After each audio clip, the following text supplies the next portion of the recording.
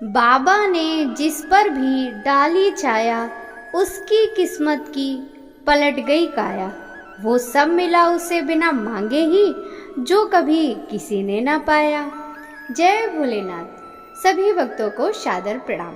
भक्तों, आप नियमित प्रातः 5:30 बजे हमारे चैनल पर शिव महापुराण की कथाएं श्रवण करते हैं। साथ ही प्रातः 5 बजे श्रावण मास महात्म्य की कथाएं भी श्रवण करते हैं।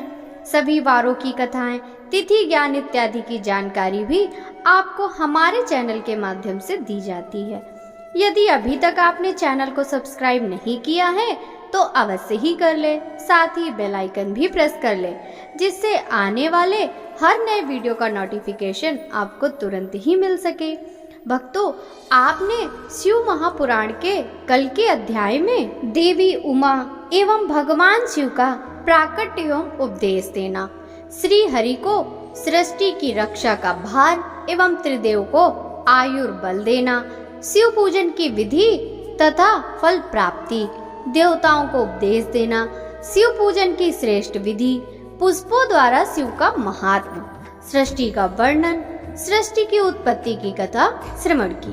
भक्तों, आज के इस अध्याय में पापी गुड़ निधि की कथा, गुड़ निधि को मोक्ष की प्राप्ति, गुड़ निधि को कुबेर पद की प्राप्ति, भगवान शिव का कैलाश पर्वत पर गमन, सती चरित्र, शिव पार्वती चरित्र, कामदेव को ब्रह्मा जी द्वारा शाप देना, कामरती का विवाह की कथा का श्रवण करेंगे। तो भक्तों, चलिए वीडियो शुरू करें। सूत जी कहते हैं, हे ऋषियों, तत्पश्चात नारद जी ने विनय पूर्वक प्रणाम किया और उनसे पूछा, भगवान शंकर कैलाश पर कब गए और महात्मा कुबेर से उनकी मित्रता कहाँ और कैसे हुई? प्रभु शिव जी कैलाश पर क्या करते हैं? कृपया कर मुझे बताइए, इसे सुनने के लिए मैं बहुत उत्सुक हूँ। ब्रह्मा जी बोले, हे नारद, मैं तुम्हें चंद्रमौली भगवान शिव के विषय में बताता हूँ। काम्पिल्य नगर में यज्ञदत्त दीक्षित नामक एक ब्राह्मण रहते थे, जो अत्यंत प्रसिद्ध थे। वे यज्ञ विद्या में बड़े पारंगत थे। उनका गुड़ निधि नामक एक 8 वर्षीय पुत्र था। उसका यज्ञोपवीत हो चुका था। वह भी बहुत सी विद्याएं जानता था, परंतु वह दुराचारी और जुआरी हो गया। वह हर वक्त खेलता कूदता रहता था तथा गाने बजाने वालों का साथी हो गया था। माता के बहुत कहने पर भी वह पिता के समीप नहीं जाता था। उनकी किसी की आज्ञा को नहीं मानता था। उसके पिता घर के कार्यों का दीक्षा आदि देने में लगे रहते थे। जब घर पर आकर अपनी पत्नी से गुड़ निधि के बारे में पूछते तो वह झूठ कह देती कि वह कहीं स्नान करने या देवताओं का पूजन करने गया है। केवल एक ही पुत्र होने के कारण वह अपने पुत्र की कमियों को छुपाती रहती थी। उन्होंने अपने पुत्र का विवाह भी करा दिया। माता नित्य अपने पुत्र को समझाती थी। वह उसे यही समझाती थी कि तुम्हारी बुरी आदतों के बारे में तुम्हारे पिता को पता चल गया तो वे क्रोध के आवेश में हम दोनों को मार देंगे। परंतु गुड़ निधि पर माँ के समझाने का कोई प्रभाव नहीं पड़ता था। एक दिन उसने अपने पिता की अंगूठी चुरा ली और उसे जुए में हार गया। दया योग से उसके पिता को अंगूठी के विषय में पता चल गया। तब उन्होंने अंगूठी जुआरी के हाथ में देखी और उससे पूछा तो जुआरी ने कहा, मैंने कोई चोरी नहीं की, अंगूठी मुझे तुम्हारे पुत्र ने ही दी है। यही नहीं बल्कि उसने और जुआरियों को बहुत सारा धन घर से ला कर दिया है। परंतु आश्चर्य तो यह है कि तुम जैसे पंडित भी अपने पुत्रों के लक्षण को नहीं जान पाए। यह सारी बातें सुनकर पंडित दीक्षित का सिर शर्म से झुक गया। वे सिर झुकाकर और अपना मुंह ढककर अपने घर की ओर चल दिए। घर पहुंचकर गुस्से से उन्होंने अपनी पत्नी को पुकारा। अपनी पत्नी से उन्होंने पूछा, तेरा लाडला पुत्र कहाँ गया है? मेरी अंगूठी जो मैंने तुम्हें सुबह दी थी वह कहाँ है? मुझे जल्दी से दे दो। पंडित की पत्नी ने फिर झूठ बोल दिया, मुझे स्मरण नहीं है कि वह कहाँ है। अब तो दीक्षित जी को और भी क्रोध आ गया। वे अपनी पत्नी से बोले, तू बड़ी सत्यवादिनी है, इसलिए मैं जब भी गुड़ निधि के बारे में पूछता हूँ तब मुझे अपनी बातों से बहला देती है। यह कहकर दीक्षित जी घर के अन्य सामानों को ढूंढने लगे, किंतु उन्हें कोई वस्तु ना मिली, क्योंकि वे सब वस्तुएं गुड़ निधि जुए में हार चुका था। क्रोध में आकर पंडित ने अपनी पत्नी और पुत्र को घर से निकाल दिया और दूसरा विवाह कर लिया। ब्रह्मा जी बोले, हे नारद, जब यह समाचार गुड़ निधि को मिला तो उसे अपने भविष्य की चिंता हुई। वह कई दिनों तक भूखा प्यासा भटकता रहा। एक दिन भूख प्यास से व्याकुल वह एक शिव मंदिर के पास बैठ गया। एक शिव भक्त अपने परिवार सहित शिव पूजन के लिए विविध सामग्री लेकर वहां आया था। उसने परिवार सहित भगवान शिव का विधि विधान से पूजन किया और नाना प्रकार के पकवान शिवलिंग पर चढ़ाए।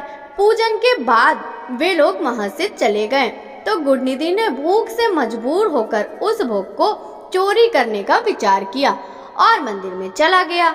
उस समय अंधेरा हो चुका था, इसलिए उसने अपने वस्त्र को जलाकर उजाला किया। यह मानो उसने भगवान शिव के सम्मुख दीप जलाकर दीप दान किया था। जैसे ही वह सब भोग उठाकर भागने लगा, उसके पैरों की धमक से लोगों को पता चल गया कि उसने मंदिर में चोरी की। सभी उसे पकड़ने के लिए दौड़े और उसका पीछा करने लगे। नगर के लोगों ने उसे खूब मारा। उनकी मार को उस भूखा शरीर सहन न कर सका। उसके प्राण पखेरु उड़ गए। उसके कुकर्मों के कारण यमदूत उसे बांधकर ले जा रहे थे। तभी भगवान शिव के पार्षद वहां आ गए और गुड़ निधि को यमदूतों के बंधन से मुक्त करा दिया।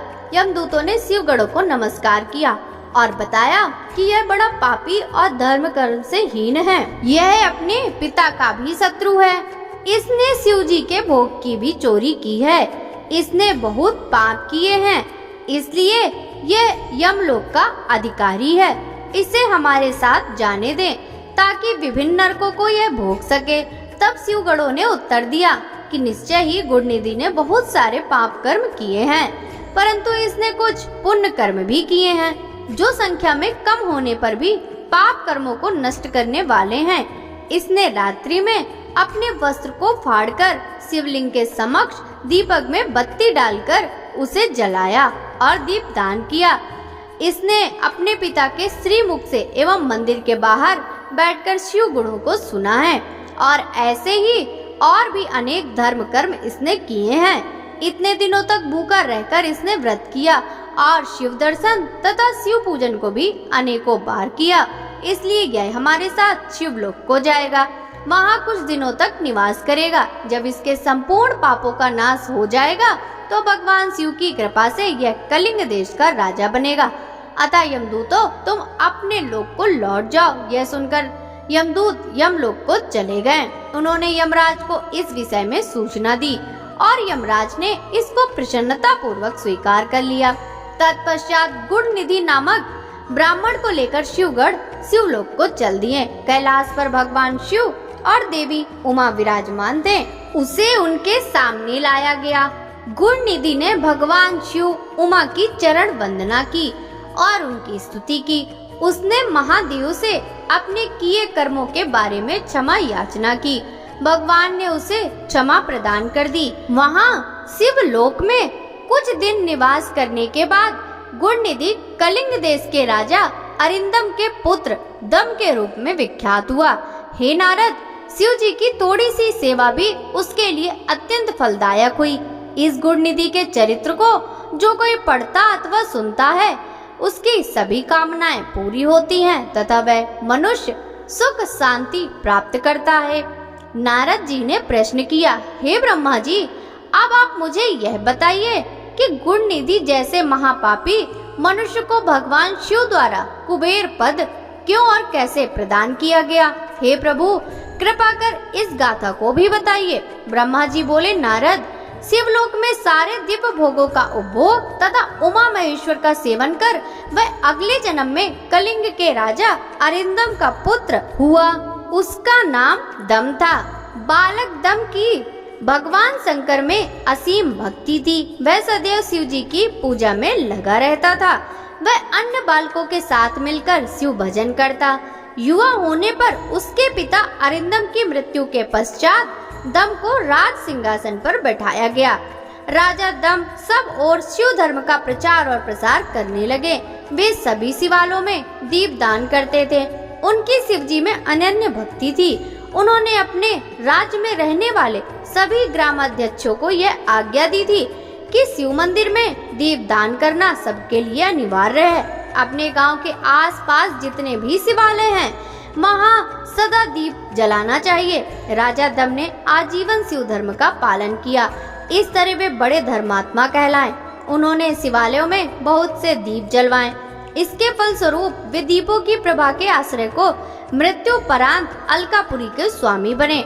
ब्रह्मा जी बोले, हे नारद, भगवान शिव का पूजन व उपासना महान फल देने वाली है। दीक्षित के पुत्र गुण निधि ने, जो पूर्ण अधर्मी था, भगवान शिव की कृपा पाकर दिक्पाल का पद पा लिया था। अब मैं तुम्हें उनकी भगवान शिव के साथ मित्रता के विषय में बताता हूँ। नारद, बहुत पहले की बात है। मेरे मानस पुत्र पुलत से विश्वा का जन्म हुआ और विश्वा के पुत्र कुबेर हुए। उन्होंने पूर्व काल में बहुत कठोर तप किया। उन्होंने विश्वकर्मा द्वारा रचित अलकापुरी का उपभोग किया। मेघ वाहन कल्प के आरंभ होने पर वे कुबेर के रूप में घोर तप करने लगे। वे भगवान शिव द्वारा प्रकाशित काशीपुरी में गए और अपने मन के रत्नमय दीपों से 11 रुद्रों को उद्बोधित कर वे तन्मयता से शिव जी के ध्यान में मग्न होकर निश्चल भाव से उनकी उपासना करने लगे। वहां उन्होंने शिवलिंग की प्रतिष्ठा की। उत्तम पुष्पों द्वारा शिवलिंग का पूजन किया। कुबेर पूरे मन से तप में लगे थे। उनके पूरे शरीर में केवल हड्डियों का ढांचा और चमड़ी ही बची थी। इस प्रकार उन्होंने 10,000 वर्षों तक तपस्या की। तत्पश्चात भगवान शिव अपनी दिव्य शक्ति उमा के भव्य रूप के साथ कुबेर के पास गए। अलकापति कुबेर मन को एकाग्र कर शिवलिंग के सामने तपस्या में लीन थे। भगवान शिव ने कहा, अलकापते, मैं तुम्हारी भक्ति और तपस्या से प्रसन्न हूँ। तुम मुझसे अपनी इच्छा अनुसार वर मांग सकते हो। यह सुनकर जैसे ही कुबेर ने आंखें खोली तो उन्होंने अपने सामने भगवान नीलकंठ खड़े दिखाई दिए। उनका तेज सूर्य के समान था। उनके मस्तक पर चंद्रमा अपनी चांदनी बिखेर रहा था। उनके तेज से कुबेर की आंखें चौंधिया गई। तत्काल उन्होंने अपनी आंखें बंद कर ली। वे भगवान शिव से बोले, भगवान, मेरे नेत्रों को वह शक्ति दीजिए जिससे मैं आपके चरणार बिंदों का दर्शन कर सकूं। कुबेर की बात सुनकर भगवान शिव ने अपनी हथेली से कुबेर को स्पर्श कर देखने की शक्ति प्रदान की। दिव्य दृष्टि प्राप्त होने पर वे आंखें फाड़ फाड़ कर देवी उमा की ओर देखने लगे। वे सोचने लगे कि भगवान शिव के साथ यह सर्वांग सुंदरी कौन है? इसने कौन सा तप किया है जो इसे भगवान शिव की कृपा से उनका सामीप्य, रूप और सौभाग्य प्राप्त हुआ है। वे देवी उमा को निरंतर देखे जा रहे थे। देवी को घूरने के कारण उनकी बाईं आंख फूट गई। शिव जी ने उमा से कहा, उमे, यह तुम्हारा पुत्र है। यह तुम्हें क्रूर दृष्टि से नहीं देख रहा। यह तुम्हारे तप बल को जानने की कोशिश कर रहा है। फिर भगवान शिव ने कुबेर से कहा, मैं तुम्हारी तपस्या से बहुत प्रसन्न हूँ। मैं तुम्हें वर देता हूँ कि तुम समस्त निधियों और गु शक्तियों के स्वामी हो जाओ। सुव्रतो, यक्षों और किन्नरों के अधिपति होकर तुम धन के दाता बनो। मेरी तुमसे सदा मित्रता रहेगी और मैं तुम्हारे पास सदा निवास करूंगा, अर्थात तुम्हारे स्थान अलकापुरी के पास ही मैं निवास करूंगा। कुबेर, अब तुम अपनी माता उमा के चरणों में प्रणाम करो। ये तुम्हारी माता हैं। ब्रह्मा जी कहते हैं, नारद, इस प्रकार भगवान शिव ने देवी उमा से कहा, हे देवी, यह आपके पुत्र के समान है। इस पर अपनी कृपा करो। यह सुनकर देवी उमा बोली, वत्स, तुम्हारी भगवान शिव में सदैव निर्मल भक्ति बनी रहे। बाईं आंख फूट जाने पर भी तुम एक ही पिंगल नेत्र से युक्त रहो। महादेव जी ने जो वर तुम्हें प्रदान किए हैं वे सुलभ हैं। मेरे रूप से ईर्ष्या के कारण तुम कुबेर नाम से प्रसिद्ध होगे। कुबेर को वर देकर भगवान शिव और देवी उमा अपने धाम को चले गए। इस प्रकार भगवान शिव और कुबेर में मित्रता हुई और वे अलकापुरी के निकट कैलाश पर्वत पर निवास करने लगे। नारद जी ने कहा, ब्रह्मा जी आप धन्य हैं, आपने मुझ पर कृपा कर मुझे इस अमृत कथा के बारे में बताया। निश्चय ही शिव भक्ति दुखों को दूर कर समस्त सुख प्रदान करने वाली है। ब्रह्मा जी बोले, हे नारद मुनि, कुबेर के कैलाश पर्वत पर तप करने से वहां पर भगवान शिव का शुभ आगमन हुआ। कुबेर को वर देने वाले विश्वेश्वर शिव जब निधिपति होने का वर देकर अंतर ध्यान हो गए, तब उनके मन में विचार आया कि मैं अपने रुद्र रूप से जिस जन्म ब्रह्मा जी के ललाट से हुआ था, जो संहारक है, कैलाश पर्वत पर निवास करूंगा। शिव की इच्छा से कैलाश जाने के इच्छुक रुद्रदेव ने बड़े जोर जोर से अपना डमरू बजाना शुरू कर दिया। वह ध्वनि उत्साह बढ़ाने वाली थी। डमरू की ध्वनि तीनों लोकों में गूंज रही थी। उस ध्वनि में सुनने वालों को अपने पास आने का आग्रह था। उस डमरू ध्वनि को सुनकर ब्रह्मा, विष्णु आदि सभी देवता, ऋषि मुनि, वेद शास्त्र को जानने वाले सिद्ध लोग बड़े उत्साहित होकर कैलाश पर्वत पर पहुँचे। साथ ही असंख्य गढ़ों सहित अपनी लाखों करोड़ों भयावनी भूत प्रेतों की सेना के साथ स्वयं शिव जी भी वहां पहुँचे। सभी गढ़पाल सहस्त्रों भुजाओं से युक्त थे। उनके मस्तक पर जटाएं थी। सभी चंद्रचूड़, नीलकंठ और त्रिलोचन थे। हार, कुंडल, केयूर तथा मुकुट से वे अलंकृत थे। भगवान शिव ने विश्वकर्मा को कैलाश पर्वत पर निवास बनाने की आज्ञा दी। अपने व अपने भक्तों के रहने के लिए योग्य आवास तैयार करने का आदेश दिया। विश्वकर्मा ने आज्ञा पाते ही अनेक प्रकार के सुंदर निवास स्थान वहां बना दिए। उत्तम मुहूर्त में उन्होंने वहां प्रवेश किया। इस मधुर बेला पर सभी देवताओं, ऋषि मुनियों और सिद्धों सहित ब्रह्मा और विष्णु जी ने शिव जी और उमा का अभिषेक किया। विभिन्न प्रकार से उनकी पूजा अर्चना और स्तुति की। प्रभु की आरती उतारी। उस समय आकाश में फूलों की वर्षा हुई। इस समय चारों ओर भगवान शिव तथा देवी उमा की जय जयकार हो रही थी। सभी की स्तुति से प्रसन्न होकर भगवान शिव ने उन्हें इच्छा के अनुसार वरदान दिया तथा उन्हें अभीष्ट और मनोवांछित वस्तुएं भेंट की। तत्पश्चात भगवान शंकर की आज्ञा लेकर सभी देवता अपने अपने निवास को चले गए। कुबेर भी भगवान शिव की आज्ञा पाकर अपने स्थान अलकापुरी को चले गए। तत्पश्चात भगवान शंभु महान निवास करने लगे। वे योग साधना में लीन होकर ध्यान में मग्न रहते हैं। कुछ समय वहां अकेले निवास करने के बाद उन्होंने दक्ष कन्या देवी सती को पत्नी रूप में प्राप्त कर लिया। देवर्षि अब रुद्र भगवान देवी सती के साथ वहां सुख पूर्वक विहार करने लगे। हे नारद, इस प्रकार मैंने तुम्हें भगवान शिव के रुद्र अवतार का वर्णन और उनके कैलाश पर आगमन की उत्तम कथा सुनाई है। तुम्हें शिव जी व कुबेर की मित्रता और भगवान शिव की विभिन्न लीलाओं के विषयों में बताया है। उनकी भक्ति तीनों लोकों का सुख प्रदान करने वाली तथा मनवांछित फलों को देने वाली है। इस लोक में ही नहीं, परलोक में भी सद्गति प्राप्त होती है। इस कथा को जो भी मनुष्य एकाग्र होकर सुनता या पढ़ता है, वह इस लोक में सुख और भोगों को पाकर मोक्ष को प्राप्त करता है। नारद जी ने ब्रह्मा जी का धन्यवाद किया और उनकी स्तुति की। वे बोले कि प्रभु, आपने मुझे इस अमृत कथा को सुनाया है। आप महाज्ञानी हैं। आप ही सभी की इच्छाओं को पूर्ण करते हैं। मैं आपका आभारी हूँ। शिव चरित्र जैसा श्रेष्ठ ज्ञान आपने मुझे दिया है। हे प्रभु, मैं आपको बारंबार नमन करता हूँ। नारद जी ने पूछा, हे ब्रह्मा जी, आपके श्रीमुख से मंगलकारी एवं अमृतमयी शिव कथा सुनकर मुझे उनके विषय में और अधिक जानने की लालसा उत्पन्न हो गई है। अतः भगवान शिव के बारे में मुझे बताइए। शिव की सृष्टि करने वाले ब्रह्मा जी, मैं सती के विषय में भी जानना चाहता हूँ। सदाशिव योगी होते हुए एक स्त्री के साथ विवाह करके गृहस्थ कैसे हो गए? उन्हें विवाह करने का विचार कैसे आया? जो पहले दक्ष की कन्या थी, फिर हिमालय की कन्या हुई, वे सती किस प्रकार शंकर जी को प्राप्त हुई? पार्वती ने किस प्रकार घोर तपस्या की और कैसे उनका विवाह हुआ? कामदेव को भस्म कर देने वाले भगवान शिव के आधे शरीर में वे किस प्रकार स्थान पा सकी? उनका अर्धनारीश्वर रूप क्या है? हे प्रभु, आप ही मेरे इन प्रश्नों के उत्तर दे सकते हैं, आप ही मेरे संशयों का निवारण कर सकते हैं। ब्रह्मा जी ने कहा, हे नारद, देवी सती और भगवान शिव का शुभ यश परम पावन, दिव्य और गोपनीय है। इसके रहस्य को वे ही समझते हैं। सर्वप्रथम तुम्हारी प्रार्थना पर मैं सती के चरित्र को बताता हूँ। पहले मेरे एक कन्या पैदा हुई, जिसे देखकर मैं काम पीड़ित हो गया। तब रुद्र ने धर्म का स्मरण कराते हुए मुझे बहुत धिक्कारा। फिर वे अपने निवास कैलाश पर्वत को चले गए। उन्हें मैंने समझाने की कोशिश की, परंतु मेरे सभी प्रयत्न निष्सफल हो गए।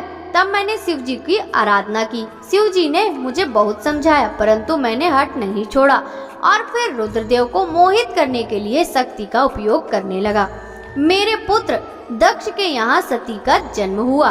वह दक्ष सुता उमा नाम से उत्पन्न होकर कठिन तप करके रुद्र की स्त्री हुई। रुद्र ने गृहस्थ आश्रम में सुख पूर्वक समय व्यतीत किया। उधर शिव जी के माया से दक्ष को घमंड हो गया और वह महादेव जी की निंदा करने लगा। दक्ष ने एक विशाल यज्ञ का आयोजन किया। उस यज्ञ में दक्ष ने मुझे, विष्णु जी को, सभी देवी देवताओं और ऋषि मुनियों को निमंत्रण दिया, परंतु महादेव शिव जी एवं अपनी पुत्री सती को उस विशाल यज्ञ का निमंत्रण नहीं दिया। सती को जब इस बात की जानकारी मिली तो उन्होंने शिव चरणों में वंदना कर उनसे दक्ष यज्ञ में जाने की इच्छा प्रकट की। भगवान शिव ने देवी सती को बहुत समझाया कि बिना बुलाए ऐसे आयोजनों में जाना अपमान और अनिष्टकारक होता है, लेकिन सती ने जाने का हठ किया। शिव ने भाभी को देखते हुए आज्ञा दे दी। शिव सर्वज्ञ हैं। सती पिता के घर चली गई। वहाँ यज्ञ में महादेव जी के लिए भाग न देख अपने पिता के मुख से अपने पति की घोर निंदा सुनकर उन्हें बहुत क्रोध आया। वे महादेव की निंदा सहन न कर सकी। उन्होंने उसी यज्ञ कुंड में कूदकर अपने शरीर का त्याग कर दिया। जब इसका समाचार शिव तक पहुंचा तो वे बहुत कुपित हुए। उन्होंने अपनी जटा का एक बाल उखाड़कर वीरभद्र नामक अपने गढ़ को उत्पन्न किया। भगवान शिव ने वीरभद्र को आज्ञा दी कि वे दक्ष के यज्ञ का विध्वंस कर दे। वीरभद्र ने शिव आज्ञा का पालन करते हुए यज्ञ का विध्वंस कर दिया और दक्ष का सिर काट दिया। इस उपद्रव को देखकर सभी लोग भगवान शिव की प्रार्थना करने लगे। तब भगवान शिव ने दक्ष को पुनः जीवित कर दिया और उनके यज्ञ को पूर्ण किया। भगवान शिव सती के मृत शरीर को लेकर वहां से चले गए। उस समय सती के शरीर से उत्पन्न ज्वाला पर्वत पर गिरी थी। वही पर्वत आज भी ज्वालामुखी के नाम से पूजित है। आज भी उसके दर्शन से मनोकामनाएं पूरी होती हैं। वह सती दूसरे जन्म में हिमाचल के घर में पुत्री रूप में प्रकट हुई, जिनका नाम पार्वती था।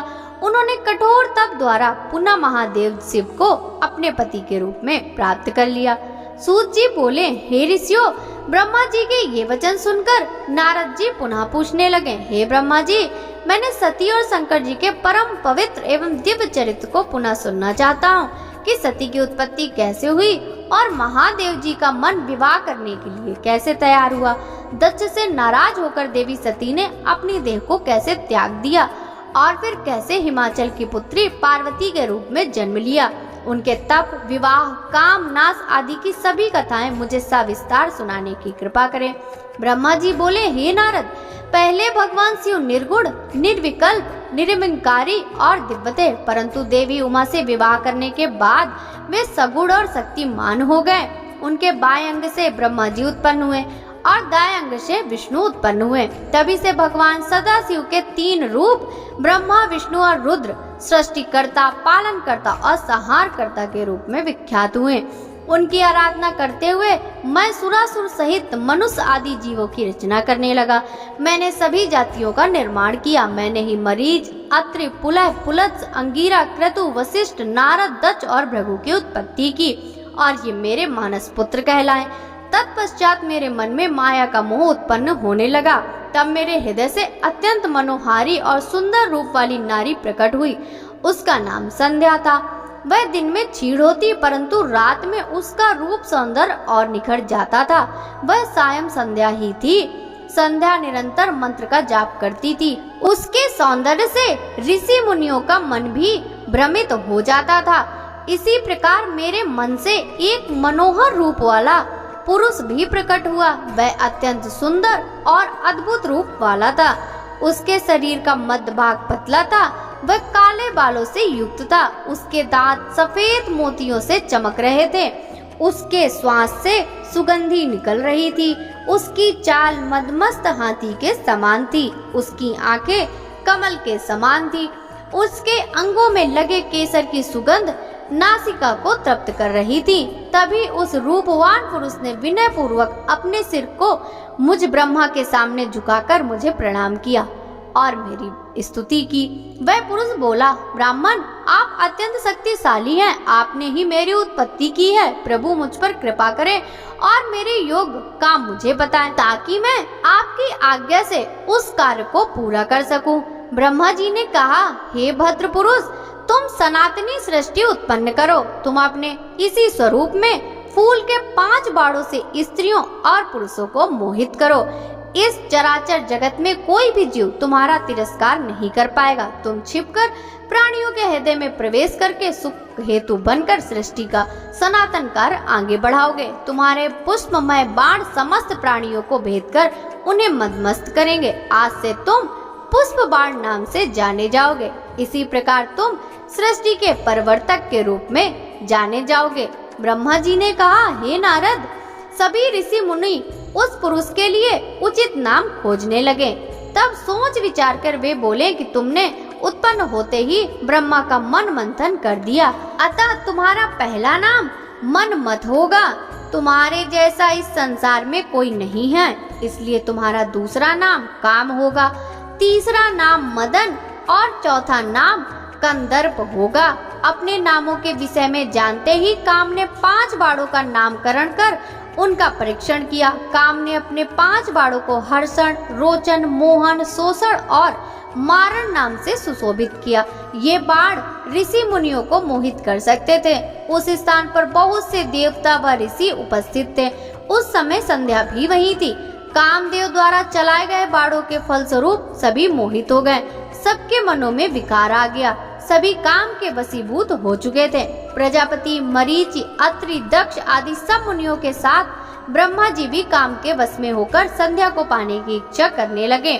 ब्रह्मा व उनके मानस पुत्रों सभी एक कन्या पर मोहित देखकर धर्म को बहुत दुख हुआ। धर्म ने धर्म रक्षक त्रिलोकीनाथ का स्मरण किया। तब मुझे देखकर शिवजी हंसे और कहने लगे, हे ब्रह्मा, अपनी पुत्री के ही प्रति तुम मोहित कैसे हो गए?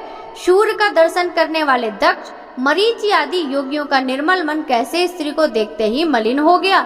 जिन देवताओं का मन स्त्री के प्रति आसक्त हो, उनके साथ शास्त्र संगति किस प्रकार की जा सकती है? इस प्रकार के शिव वचन सुनकर मुझे बहुत लज्जा का अनुभव हुआ और मेरा पूरा शरीर पसीने पसीने हो गया। मेरा विकार समाप्त हो गया, परंतु मेरे शरीर से जो पसीना नीचे गिरा, उससे पितृगणों की उत्पत्ति हुई। उससे 64,000 आग्नवेशातो पितृगण उत्पन्न हुए और 86,000 बहिर्षद पितर हुए। एक सर्वगुण संपन्न अति सुंदर कन्या भी उत्पन्न हुई, जिसका नाम रति था। उसका रूप सौंदर्य देखकर ऋतु आदि स्खलित हो गए एवं उससे अनेक पितरों की उत्पत्ति हुई। इस प्रकार संध्या से बहुत से पितरों की उत्पत्ति हुई। शिव जी के वहां से अंतर्धान होने पर मैं काम पर क्रोधित हुआ। मेरे क्रुद्ध होने पर काम ने वह बाण वापस खींच लिया। बाण के निकलते ही मैं क्रोध की अग्नि से जलने लगा।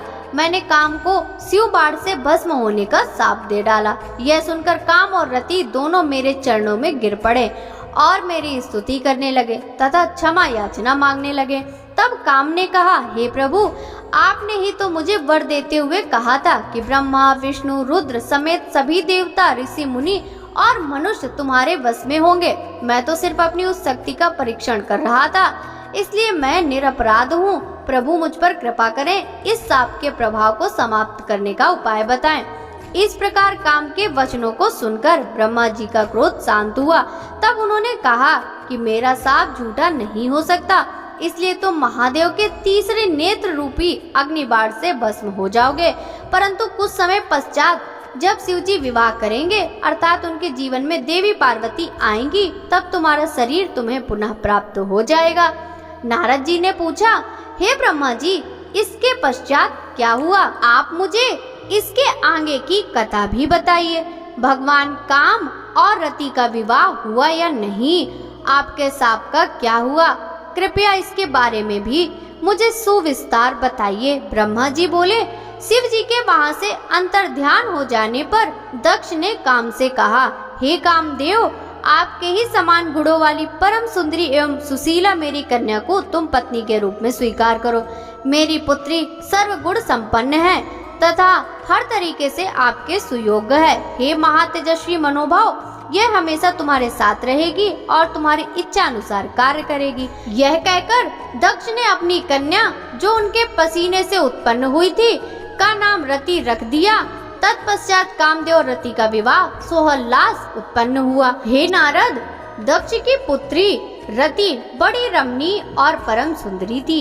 उसका रूप लावण्य मुनियों को भी मोह लेने वाला था। रति से विवाह होने पर कामदेव अत्यंत प्रसन्न हुए। वे रति पर पूर्ण मोहित थे। उनके विवाह होने पर बहुत बड़ा उत्साह हुआ। प्रजापति दक्ष पुत्री के लिए सुयोग्य वर पाकर बहुत खुश थे। दक्ष कन्या देवी रति भी कामदेव को पाकर धन्य हो गई थी। जिस प्रकार बादलों में बिजली शोभा पाती है, उसी प्रकार कामदेव के साथ रति शोभा पा रही थी। कामदेव ने रति को अपने हृदय के सिंहासन में बैठाया तो रति भी कामदेव को पाकर उसी प्रकार प्रसन्न हुई, जिस प्रकार श्रीहरि को पाकर देवी लक्ष्मी। उस समय आनंद और खुशी से सराबोर कामदेव व रति भगवान शिव का साप भूल गए।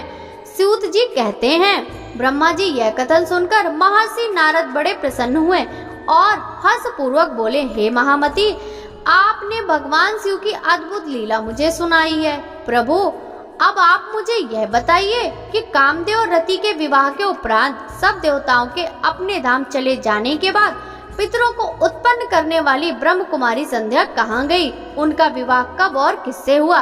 संध्या के विषय में मेरी जिज्ञासा शांत कीजिए। सूत जी बोले, हे ऋषियों, नारद जी के इस प्रकार प्रश्न करने पर ब्रह्मा जी ने कहा, मुने, संध्या का चरित्र सुनकर समस्त कामनियां सती साध्वी हो सकती हैं। भक्तों, आगे की कथा का वृतांत हम कल के अध्याय में श्रवण करेंगे। यदि शिव महापुराण की यह कथा आपको अच्छी लगी हो तो इस वीडियो को लाइक कर ज्यादा से ज्यादा भक्तों के साथ शेयर कीजिए। साथ ही कमेंट बॉक्स में हर हर महादेव लिखना बिल्कुल भी मत भूलिएगा। इस समय हमारे चैनल पर प्रातः 5 बजे श्रावण मास महात्म्य की कथाएं भी सुनाई जाती हैं। आप उन सब कथाओं को सुनकर भगवान शिव की कृपा अवश्य ही प्राप्त करें। आपसे मिलते हैं कल के अध्याय के साथ। सभी भक्तों को हरे कृष्णा, राधे राधे, हर हर महादेव।